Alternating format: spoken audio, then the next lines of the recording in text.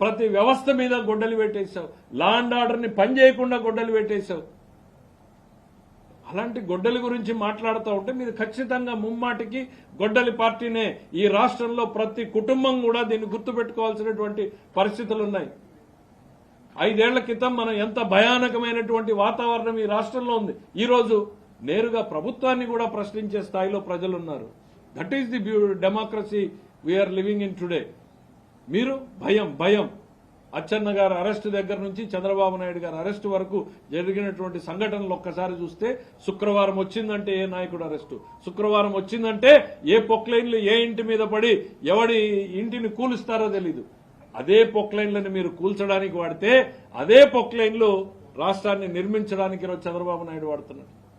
ఇదే రమేష్ గారి పార్లమెంటు కాన్స్టిట్యున్సీలో వెళ్లి ఆర్సలర్ మిట్టల్ దగ్గర చూడండి ఎన్ని వందల పొక్లైన్లు పనిచేస్తా ఉన్నాయో. నిర్మించడానికి మేం వాడితే ప్రజావేదిక దగ్గర నుంచి ఇళ్లు కూల్చడానికి మీరు పొక్లైన్లు వాడినటువంటి సంస్కృతి మీద ప్రజలు ఇవన్నీ కూడా మర్చిపోలేదు. నేరం మీ నైజం, నేరమయ రాజకీయాల్ని మొదలు పెట్టిందే ఈ రాష్ట్రంలో మీరు, మీ కుటుంబం అనేటువంటిది గుర్తు చేస్తున్నారు. దాన్ని ఇవాళ్టికి పెంచి ప్రోత్సహిస్తున్నారు.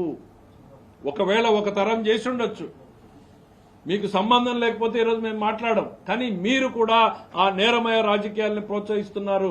పోలీసు వ్యవస్థని కంట్రోల్ చేసేటువంటి ప్రయత్నం చేశారు. అధికారంలో ఉన్నప్పుడు బెదిరింపులు చేశారు. నేరమయం చేస్తున్నటువంటి ఈరోజు కార్యకర్తల్ని పెంచి పోషిస్తా